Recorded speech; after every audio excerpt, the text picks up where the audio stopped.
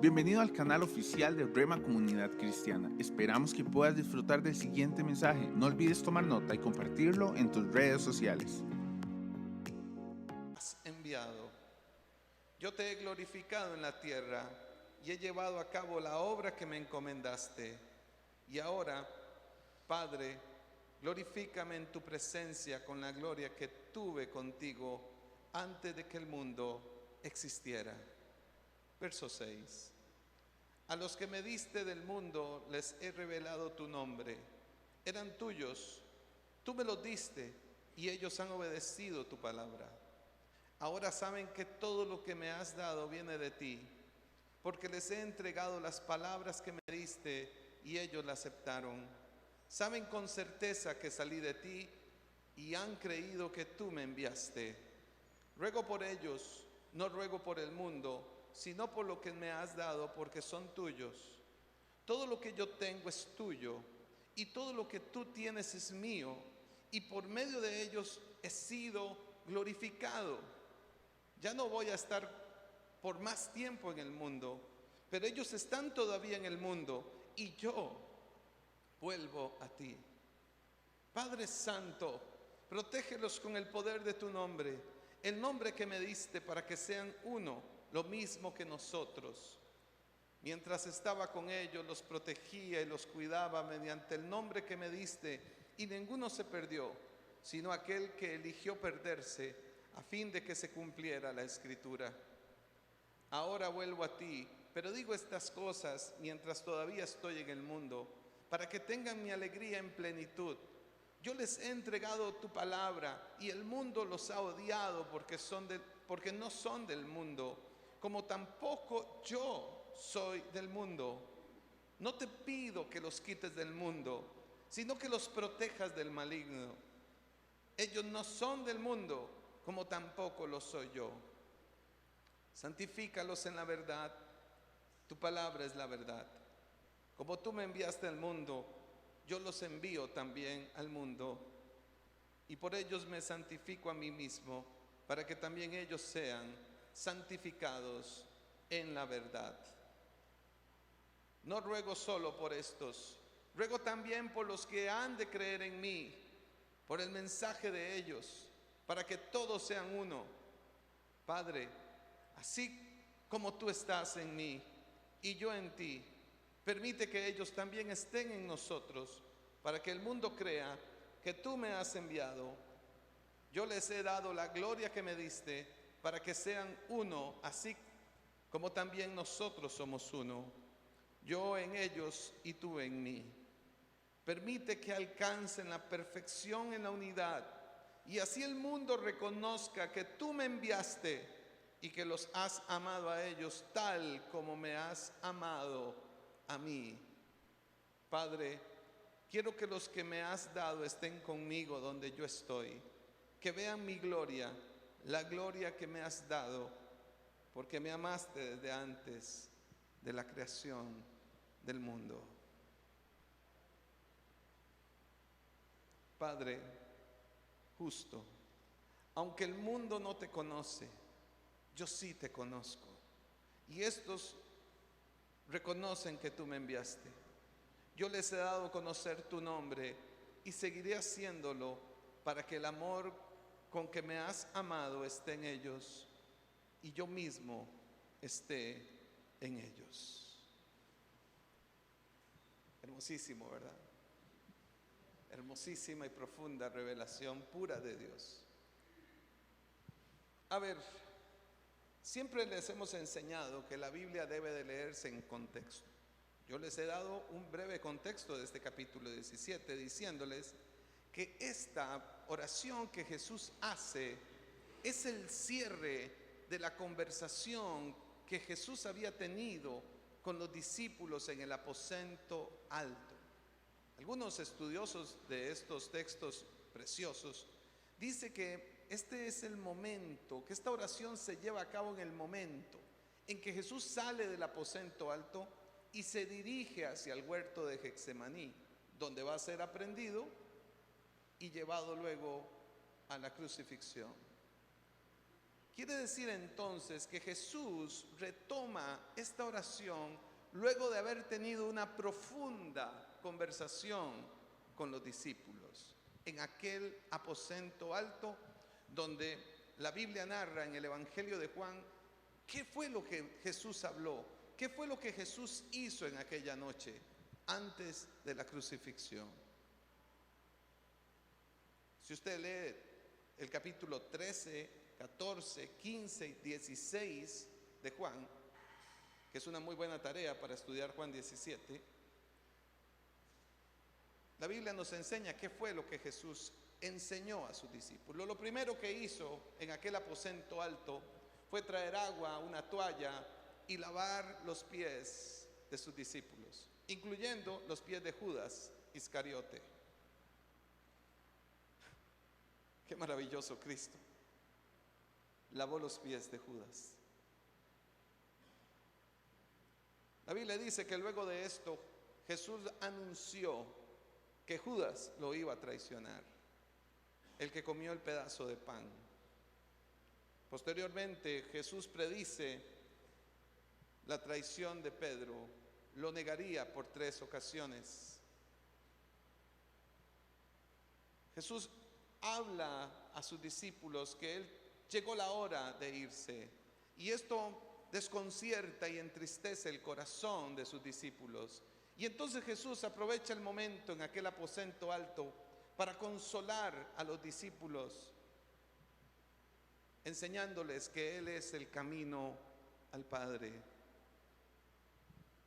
Jesús le dice en esta misma línea de pensamiento a los discípulos que es necesario que Él se vaya, porque les ha prometido que cuando Él se vaya vendrá el otro consolador, que es el Espíritu Santo, que los guiará a la verdad, que estará con ellos, que no los abandonará jamás. Luego en Juan capítulo 15 Jesús da una explicación maravillosa y profunda acerca de la vid verdadera y la necesidad de permanecer en Él y en su palabra, obedeciéndole en todas sus enseñanzas, para luego volver a anunciarle a los discípulos que Él se iría y que ellos iban a ser aborrecidos por el mundo, pero que Dios les daría la obra del Espíritu Santo para poderlos capacitar y convertirlos en testigos fieles y valientes de su maravillosa obra. Finalmente, en el capítulo 16, al final, Jesús se despide de sus discípulos y les dice una de las frases que más recordamos en la vida de iglesia. Eso es Juan capítulo 16, verso 33. Yo les he dicho estas cosas para que hallen en mí paz, les dijo Jesús. En este mundo afrontarán aflicciones, pero anímense, yo he vencido al mundo. Y esas son las palabras finales del capítulo 16. Aparece el 17 y nos muestra esta gloriosa oración y este glorioso momento cuando Jesús habla y dirige una oración al Padre Celestial. Solo una observación. Las últimas palabras de Jesús en Juan 16 anuncian el estado espiritual de Juan 17. Juan 17 no es una oración de temor, no es una oración de angustia, no es una oración de derrota, es exactamente todo lo contrario. Él dijo en Juan 16, 33, les dijo a sus discípulos: anímense, porque yo he vencido al mundo. Así que la oración que Jesús hace al Padre en Juan 17, sin duda alguna, es una oración desde la victoria, desde la gloria, desde la fidelidad y la gratitud de este Señor. Dice la Biblia entonces, en el verso 1 que hemos leído de Juan 17, que después de todo esto, Todo lo que Jesús enseñó, habló e hizo en el aposento alto, luego de aquella cena, luego de partir el pan, luego de compartir el vino con los discípulos. Después de todo esto, Jesús dirigió su mirada hacia el cielo y oró, diciendo: Padre, ha llegado mi hora. La Biblia dice que Jesús dirigió su mirada hacia el cielo. Algunos pensaremos, bueno, ¿por qué lo hizo así? ¿Por qué dirigió su mirada al cielo? Esto tiene una gran cosmovisión bíblica y de solo ese principio necesitaríamos mucho tiempo aquí para entender cómo en el pensamiento judío levantar su mirada, mirar el cielo, representaba también reconocer que Dios está en un trono que no está en este mundo. En el Salmo 123:1 el salmista reconoce: hacia ti dirijo la mirada, hacia ti, cuyo trono está en el cielo. El pensamiento judaico implicaba la idea de que el trono de Dios no podía estar en este mundo, que este mundo era muy sucio, muy perverso, muy contaminado para que Dios estableciera su trono en este mundo. Ellos tenían seguro, convencidos estaban de que el trono de Dios tenía que estar en otro lugar, que tenía que estar en el cielo. Jesús, al levantar su rostro al cielo y orar, nos hace recordar justamente esto. El trono de Dios es el lugar más alto y poderoso. Y es el lugar donde Él mismo está convencido en este momento de la oración que Él va a llegar pronto. Él está seguro que Él va a volver a ese trono glorioso.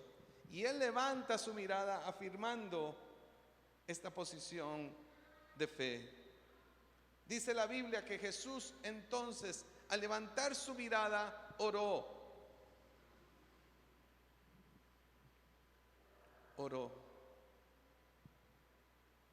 Desde el principio hasta el final del ministerio terrenal de Jesús, al leer los evangelios, nos damos cuenta una y otra vez cómo Jesús utilizó la oración una y otra vez.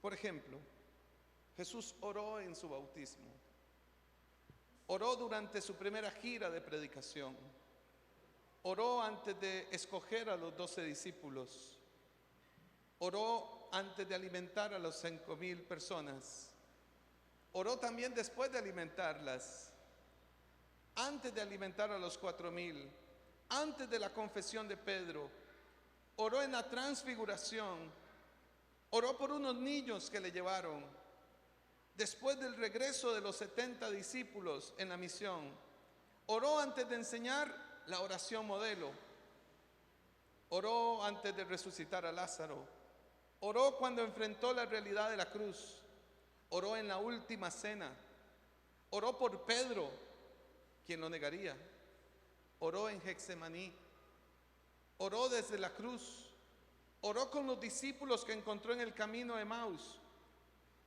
oró en la ascensión. Pero en todas las oraciones de Jesús, la que está registrada aquí en Juan capítulo 17, es la más profunda y la más magnífica de todas. Hago una aclaración. Jesús era un hombre que a lo largo de su vida y su ministerio terrenal, como he dicho, experimentó de forma constante y activa la vida de oración. Él se separaba y tenía largas horas de oración. No podríamos decir que esta oración de Juan 17 fue la más profunda, la más larga, pero lo que sí sabemos es que esta es la oración más profunda y más hermosa que está registrada en toda la Biblia. No hay otro capítulo en la Biblia, no hay otro lugar en la Biblia que describa una oración tan profunda que Jesús hizo como este. Aquí nos estamos encontrando un detalle magnífico de la Escritura. porque Dios decidió dejarnos Juan 17. Dentro de todas las oraciones y las largas horas de oración que vivió Jesús con el Padre, a Dios le plació en su divina providencia dejarnos esta oración. Y esta es una señal para todos nosotros. Porque de todas las horas que Jesús eligió orar, porque de todas las horas que Jesús oró, porque dentro de tantos momentos de oración que vimos en los evangelios, porque esta es la que más se detalla por medio del apóstol Juan y que nos deja ver un momento sublime y glorioso. En el momento donde Jesús está frente a la cruz, pocas horas después de este momento de Juan 17, Jesús es crucificado.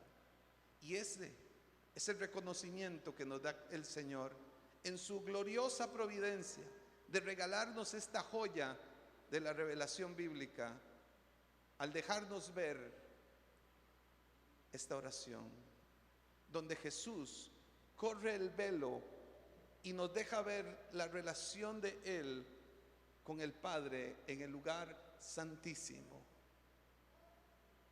Es aquí donde algunos estudiosos han dicho que Jesús ejerce con toda plenitud el ejercicio sumo sacerdotal, que luego el escritor de Hebreos lo resalta al mostrarnos a Cristo como un gran sumo sacerdote, presentándose ante el Dios vivo y poderoso, corriendo esa cortina y haciéndonos ver esa relación profunda de Jesús con su Padre celestial.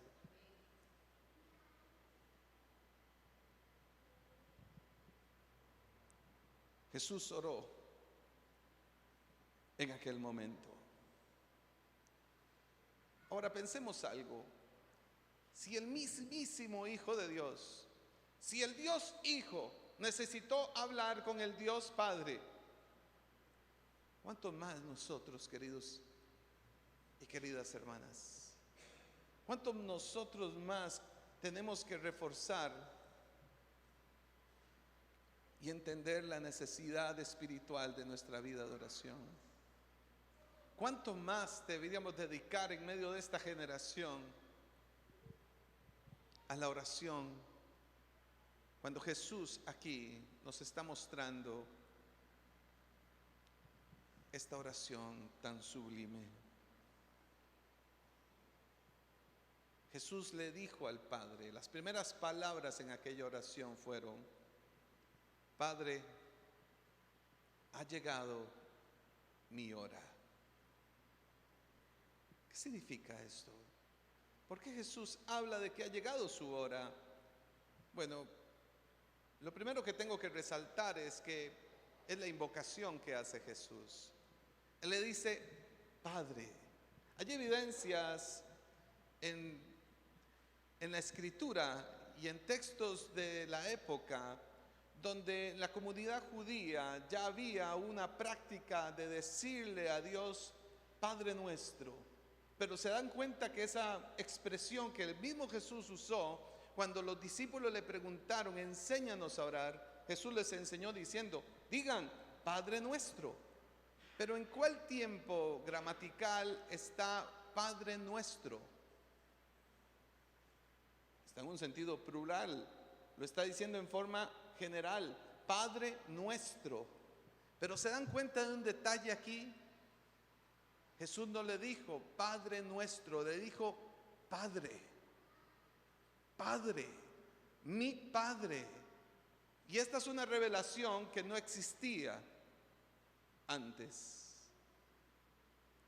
El pueblo estaba ya acostumbrado a decir Padre nuestro, pero Jesús dice aquí Padre. ¿Y qué significa esto? ¿Qué detalle tendrá esto en esta oración? Pues lo que Jesús nos está diciendo en la introducción, solo en la primera invocación que Él hace de esta oración, Al decirle a Dios Padre, nos está diciendo, nos está comunicando esa relación íntima, de profunda confianza que Jesús tenía con su Padre Celestial. Qué inspiradora relación que hoy a todos nos debe de tocar el corazón para motivarnos también y enseñarnos a decirle a nuestro Dios, Padre, Padre. Pero esta invocación de Cristo acerca de Dios como Padre también reconoce su sumisión y su dependencia a Él. Qué hermoso, que aquel siendo Dios, ahora reconoce al Padre diciéndole de esta manera. Jesús le dice, ha llegado mi hora. Jesús sabía que había llegado su hora de abandonar este mundo para volver al Padre. Jesús reconoce que la consumación del ministerio terrenal había llegado. Jesús sabía que debía entregarse como la única expiación perfecta en sacrificio por el pecado. Jesús sabía que estaba a muy pocas horas de que se llevara a cabo el cumplimiento perfecto y total del plan de redención, cuando la serpiente experimentaría que la simiente de la mujer aplastara su cabeza, mientras aquella serpiente lo heriría en el talón.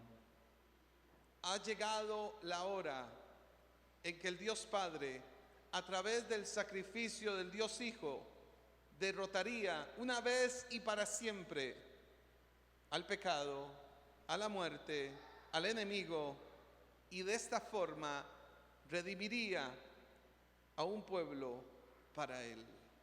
Cuando Jesús dice, la hora ha llegado, esto es lo que significa. Aquí se estará cumpliendo todas las profecías del Antiguo Testamento, todas las profecías mesiánicas que mi Padre le dio a su pueblo. La hora ha llegado para que mi Padre sea glorificado. Ya lo vamos a ver. Y entonces todo lo que Él prometió y profetizó con respecto a la redención se cumpla, sea cumplido. Qué maravilloso, ¿no le parece? Lo que Jesús nos está diciendo en la hora ha llegado, no es, tengo miedo porque voy a ir a la cruz, tengo temor porque me van a atormentar, porque voy a vivir el dolor, el sufrimiento. No es eso lo que Jesús está diciendo aquí. Él lo que está diciendo es, la hora ha llegado, toda la profecía se va cumplida. Cuando esté en la cruz y muera y haya obedecido en plenitud al Padre, todo lo que el Padre prometió será cumplido. La hora ha llegado de que se cumpla toda la profecía de salvación para el mundo. Y entonces Jesús dice en aquella oración, glorifica a tu Hijo para que tu Hijo te glorifique a ti. Verso 2, ya que le has conferido autoridad sobre todo mortal, para que Él les conceda vida eterna a todos los que le has dado. ¿Lo ven? Jesús entonces considera que la hora ha llegado y el paso que sigue es la cruz, es el Calvario. Jesús sabe que mediante su muerte en la cruz, su Padre será glorificado. Ahora, una pregunta bíblica que salta importante en este momento es, ¿por qué el Dios Padre será glorificado mediante la muerte del Dios Hijo? El cumplimiento perfecto del plan de redención, tal y como Dios lo había establecido mediante su palabra, se estaba cumpliendo en ese momento y se cumpliría perfectamente. Por eso Jesús dijo, consumado es. ¿Se acuerdan? El momento de su muerte, su último aliento, consumado es. Todo el plan perfecto de redención, toda la profecía de redención y de santificación, de justificación, estaba cumpliéndose en la muerte de Cristo. En la muerte de Jesús se mostró como nunca antes la gloria de Dios, porque su pacto de redención y de amor eterno se estaba cumpliendo en ese mismo momento. Hay otra razón, muchas más, yo solo traje dos. Hay otra razón por la cual el Padre estaba siendo glorificado mediante la muerte de su Hijo. Y es que además la muerte de Jesús le dio satisfacción y cumplimiento a la demanda de justicia que nuestro Dios merecía. Segunda de Corintios capítulo 5 verso 21, Pablo dice: al que no cometió pecado alguno, ese es Jesús, por nosotros Dios lo trató como pecador, para que en él recibiéramos la justicia de Dios. ¿Cómo recibimos la justicia de Dios? Cuando Dios trató como pecador a su Hijo en la cruz del Calvario, y a través de su muerte y su sacrificio fue satisfecha la justicia de Dios que demandaba muerte por causa del pecado. Es sobresaliente ver acá cómo Jesús le pide al Padre que sea glorificado en este momento en su vida, el momento donde Él experimentaría su mayor dolor y sufrimiento, que fue en aquella cruz. Y claro, fue por el martirio físico, pero todos hemos estudiado aquí, hemos entendido que el más grande dolor que Jesús experimentó en la cruz no fueron los clavos, no fueron los látigos, no fue la corona de espinas, fue convertirse en pecado y experimentar el abandono del Padre por causa de ese pecado. Jesús deja de lado su dolor y pone delante de su vida glorificar a Dios, aún en su muerte y en la muerte de cruz. Esto me ha hecho experimentar algo fabuloso en esta semana. Comprender esto me ha llevado a una aplicación a mi vida y que se las quiero compartir. Los estudiosos han dicho que estos primeros 5 versículos se trata de una oración que Jesús hace sobre sí mismo. Pero creo que habría que ampliar ese concepto un poco. Porque si se dan cuenta, Jesús no está orando de sí mismo. Jesús lo que está diciéndole al Padre es: ha llegado mi hora. Y en esta hora lo que quiero es que seas glorificado. Que en mi sacrificio seas glorificado. Que en mi sufrimiento seas glorificado. Que en mi martirio seas glorificado. Y esto me ha llevado a una profunda reflexión personal. ¿Estaremos haciendo nosotros lo mismo cuando estamos experimentando momentos de dificultad y sufrimiento? Es interesante escuchar nuestras oraciones cuando pasan momentos así. Porque si nos damos cuenta, cuando pasamos momentos de dificultad, que es cuando más probablemente oramos, la oración es esta: Señor, ayúdame. Señor, ten consejo de mí. Ten misericordia de mí. Señor, por favor, mira mi necesidad, mira mi dolor, mira mi aflicción. ¿Es eso lo que estás viendo aquí en Juan 17? Es todo lo contrario. Jesús lo que le está diciendo al Padre es: glorifícate en mi sufrimiento, que mi sufrimiento te glorifique a ti, que mi padecimiento te glorifique, que mi sacrificio te glorifique. Y esto nos lleva a una revelación muy superior, que creo que es maravillosamente fresca en esta predicación.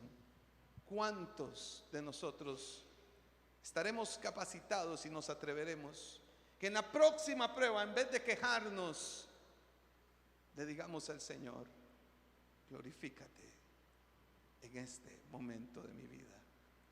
Que sea tu nombre glorificado, aún en este sufrimiento, aún en este padecimiento, aún en esta enfermedad. Que tu nombre sea glorificado. ¿Cuántos aún más, cuando nos toque el turno de la muerte, como lo he enseñado en otros sermones aquí, se atreverán a decirle a Cristo: aún con esta muerte, yo te glorifico, Señor? Que mi muerte sea una causa de glorificación.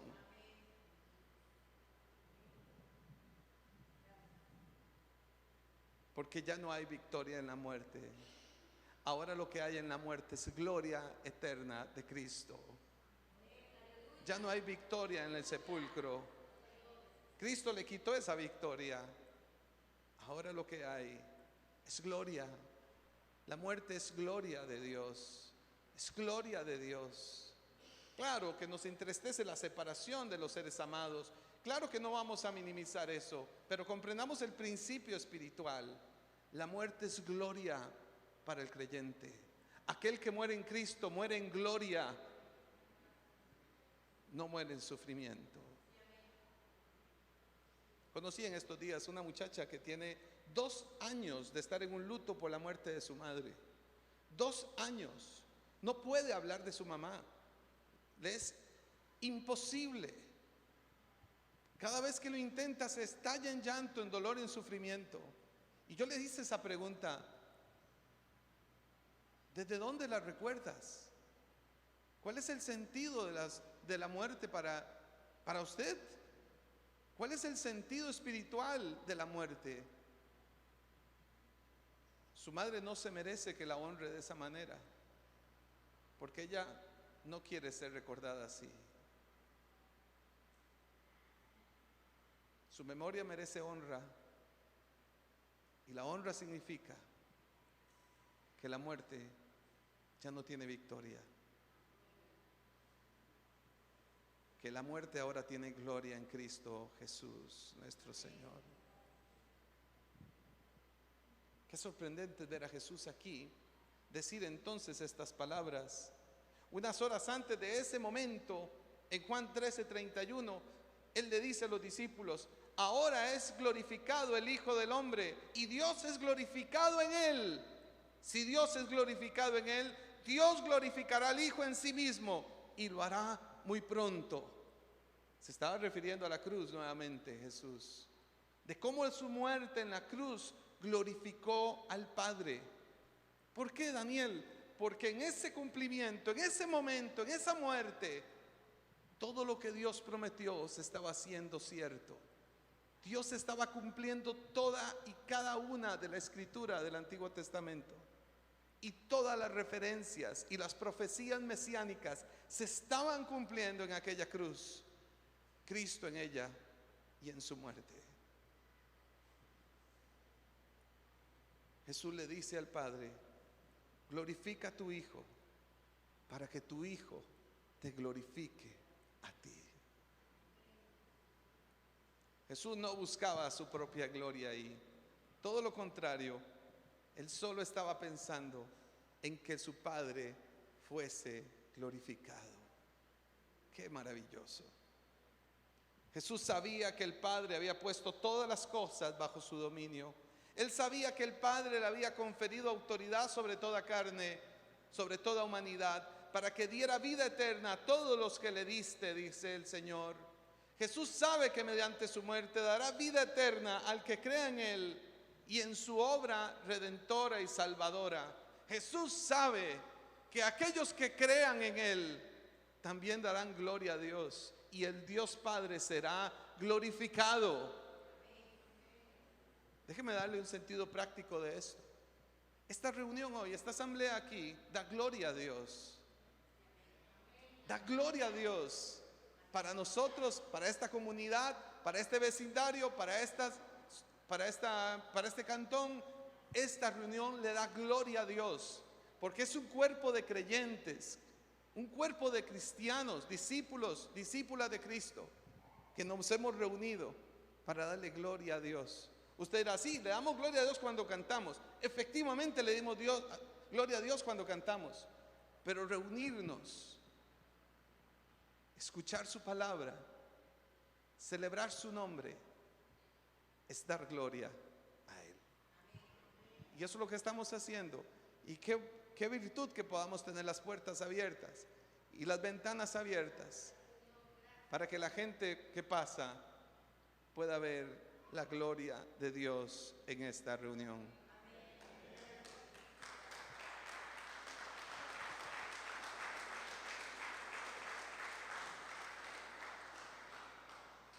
Yo le dije que este es un capítulo glorioso y que esta semana tuve que hacer un ejercicio pastoral de renunciar a creer que yo iba a poder comunicarlo todo. Eso es imposible. No hay boca, no hay mente humana que pueda transmitir esto. Porque como he dicho, este es un momento celestial. Este capítulo es un momento celestial. Así que permítame acelerar mi predicación, porque si no, no voy a terminar ni con esta predicación de hoy. Vamos al verso 3 de Juan 17. Jesús sigue diciéndole al Padre en la oración: y esta es la vida eterna, que te conozcan a ti, el único Dios verdadero, y a Jesucristo, a quien tú has enviado. ¿Qué es la vida eterna?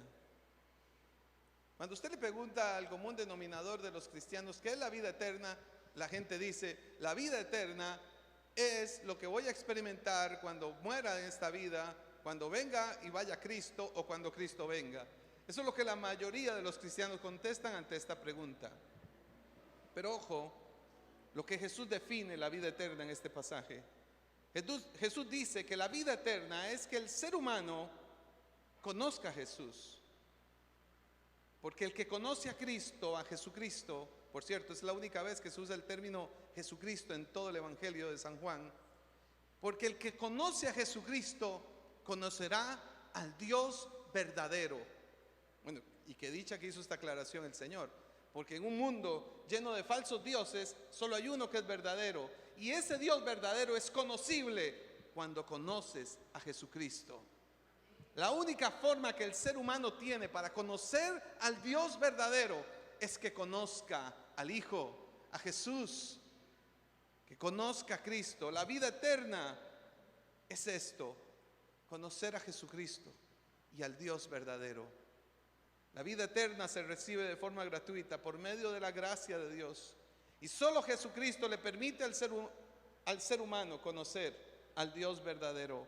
En este mismo Juan 14, 3 capítulos antes, en el verso 8 y 9, Jesús le dijo a Felipe le preguntó: muéstranos al Padre y con eso nos basta. Y Jesús le contestó: pero Felipe, tanto tiempo llevo ya entre ustedes y todavía no me conoces. El que me ha visto a mí, ha visto a mi Padre. ¿Cómo puedes decirme: muéstranos al Padre?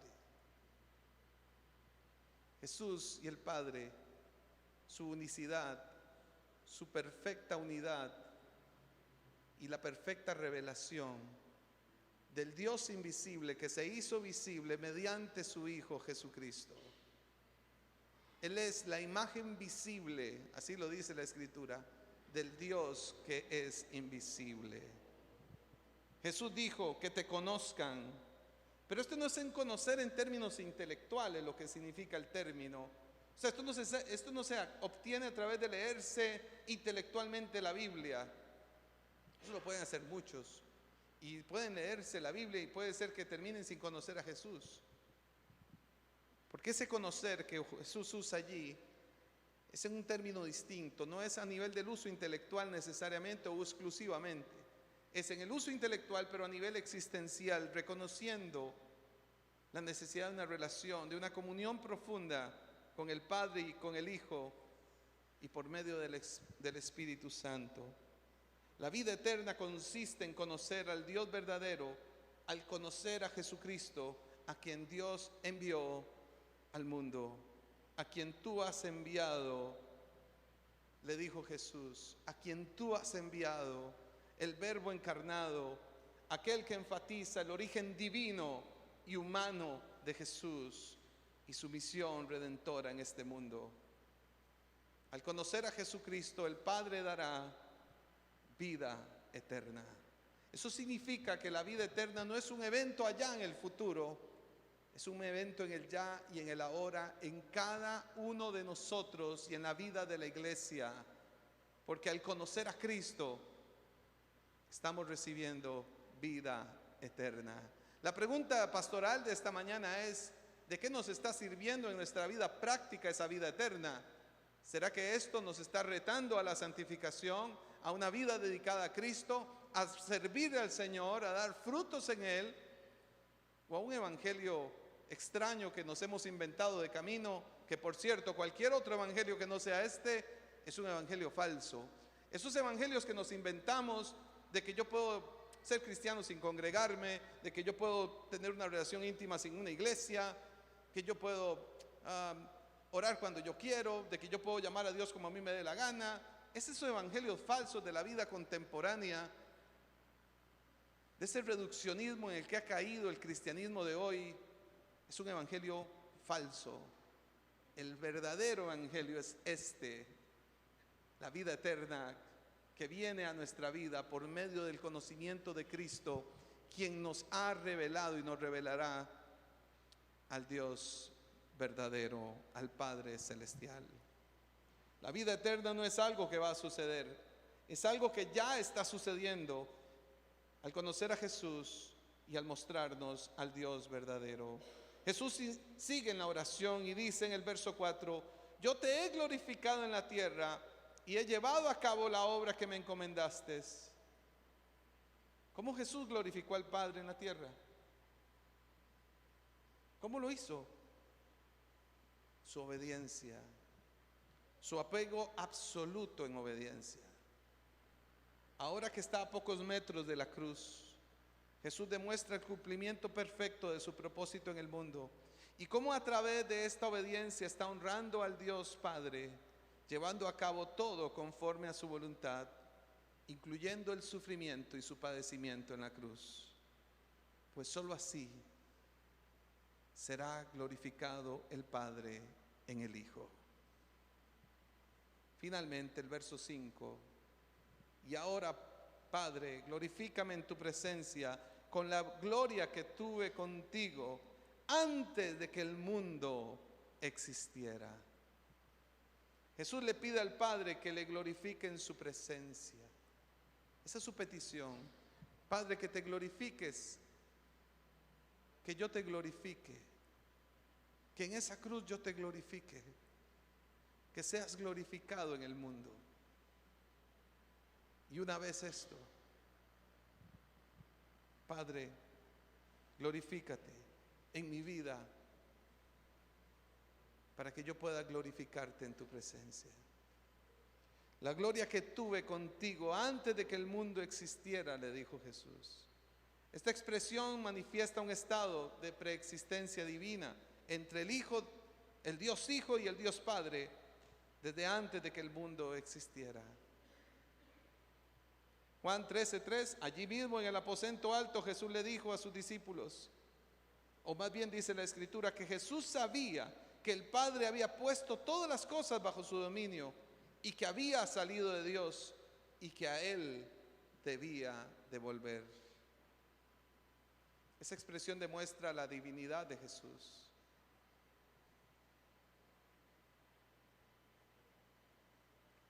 Volveré a ti como antes de que el mundo existiera. Juan capítulo 16, verso 28, una vez más en el aposento alto, el mensaje de Jesús: salí del Padre y vine al mundo, y ahora dejo el mundo, y ahora dejo de nuevo el mundo y vuelvo al Padre. Ayer, mientras terminaba de revisar este sermón, cuando llegué a este momento, recordé Filipenses 2 y lo quise volver a leer y lo traigo aquí en mis notas porque después de esta explicación de los primeros 5 versículos de Juan 17, creo que podemos darle un sentido mucho más profundo y espiritual a Filipenses 2. Escuchen, la actitud de ustedes debe de ser como la de Cristo Jesús, quien siendo por naturaleza Dios, preexistía antes de venir al mundo, vuelve al Padre, al lugar donde existía antes de la creación del mundo, no consideró el ser igual a Dios como algo a que aferrarse. Por el contrario, se rebajó voluntariamente, tomando la naturaleza de siervo y haciéndose semejante a los seres humanos. Se humilló a sí mismo y se hizo obediente hasta la muerte, muerte de cruz. Por eso Dios lo exaltó hasta lo sumo y le otorgó el nombre que está por sobre todo nombre, para que ante el nombre de Jesús se doble toda rodilla en el cielo y en la tierra y debajo de la tierra, y toda lengua confiese que Jesucristo es el Señor, para gloria de Dios Padre. Filipenses, Pablo nos dice que la actitud que hubo en Cristo tiene que ser semejante a la nuestra, que nuestra actitud tiene que ser semejante a la que tuvo Cristo. ¿Cuál actitud? Se rebajó voluntariamente, tomando la naturaleza de siervo. Al tomar la naturaleza humana, se manifestó como hombre, se humilló a sí mismo y se hizo obediente hasta la muerte y muerte de cruz. Creo que aquí está la integración de este primer mensaje. Todos nosotros somos llamados a una misión personal con Cristo, y es darle gloria a Dios. ¿Cómo hago eso, Daniel? Teniendo la misma actitud que tuvo Cristo. Dice la Escritura que se humilló y se hizo obediente hasta la muerte. ¿Cómo podemos glorificar a Jesús entonces? Cree en Jesucristo y en su obra redentora. Si hay alguien aquí o que llegue a escuchar esta predicación y se pregunte, ¿cómo puedo glorificar a Jesús? Tienes que creer en Él y en su obra redentora y en su sacrificio expiatorio. Él es quien perdona y es el único que borra todos nuestros pecados.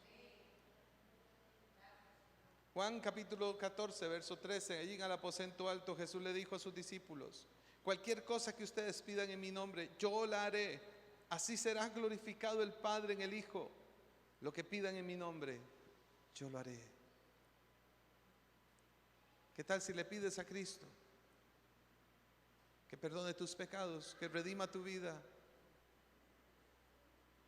que venga a tu vida y que Él sea el Señor para siempre?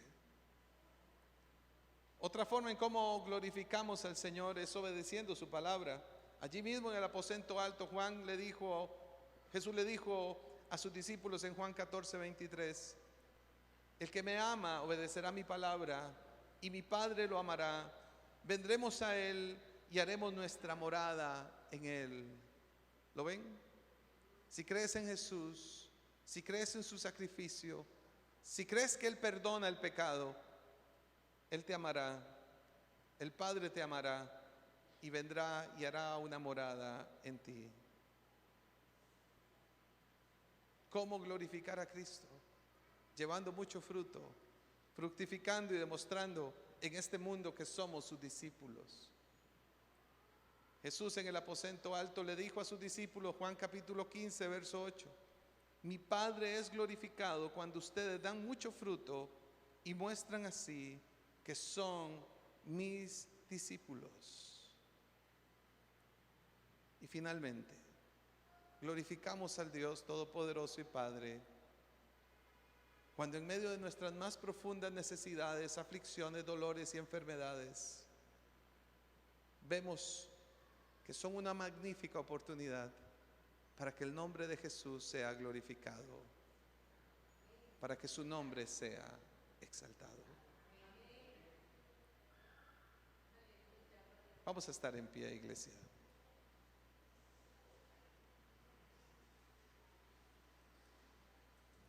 Los espero de hoy en 8 días para seguir estudiando este precioso, maravilloso capítulo 17. Esta oración gloriosa de Jesús.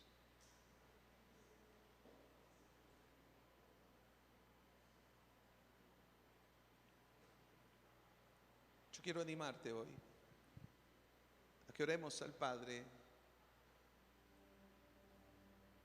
como Jesús lo hizo y podamos decirle: glorifícate, glorifícate, Señor.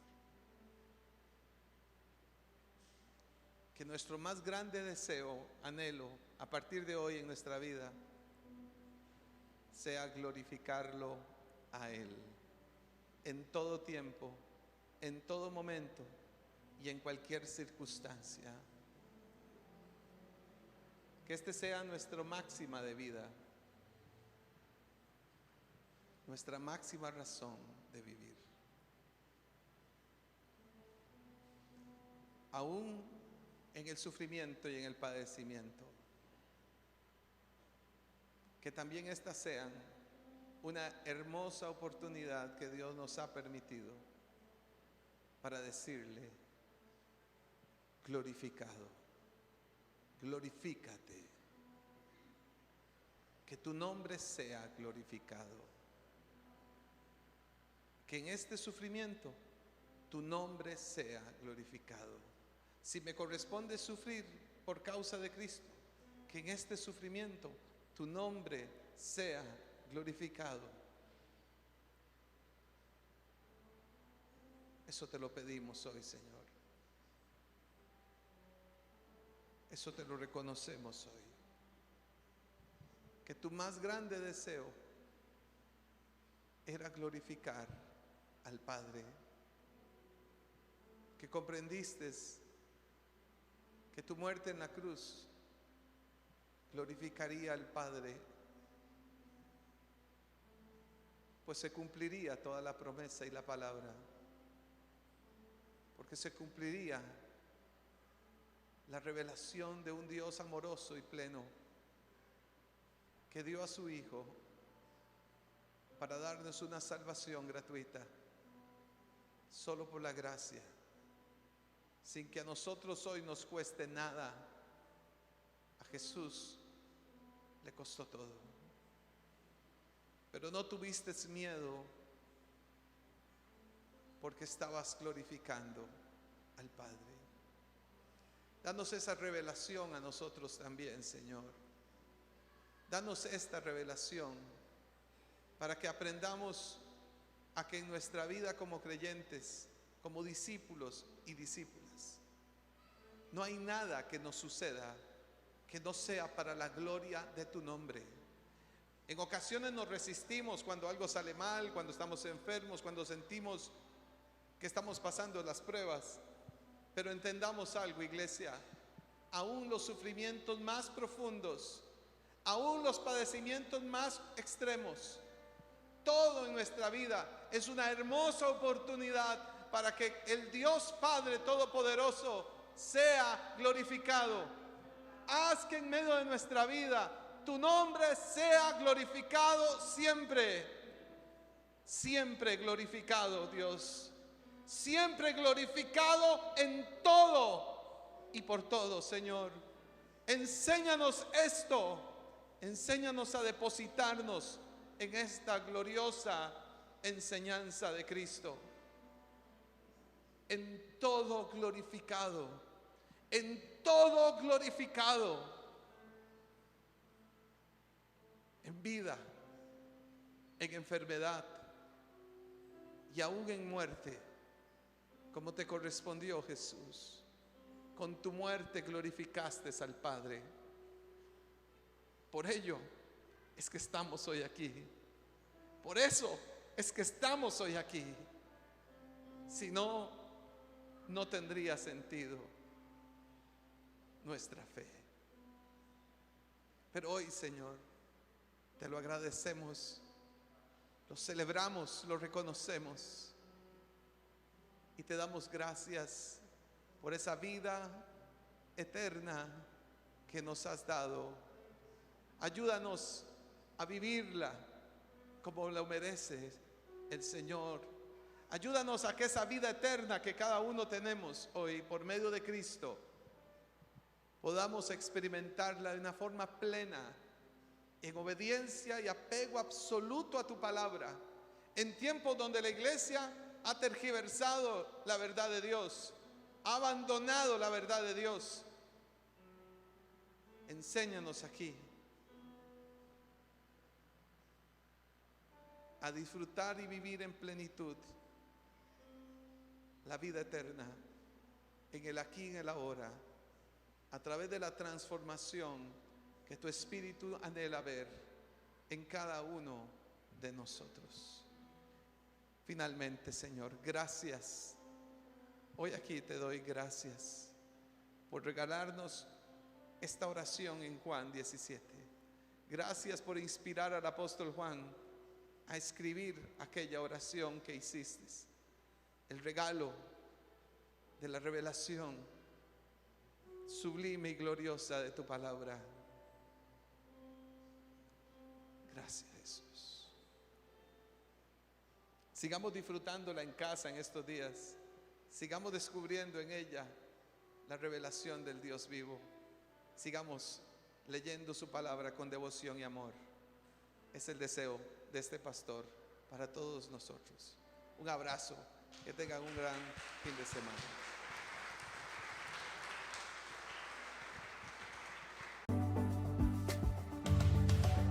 Esperamos que esta enseñanza sea de bendición para tu vida. Recuerda que puedes encontrar toda nuestra información en nuestras redes sociales como Rema Comunidad Cristiana y en nuestra página web www.comunidadrema.com.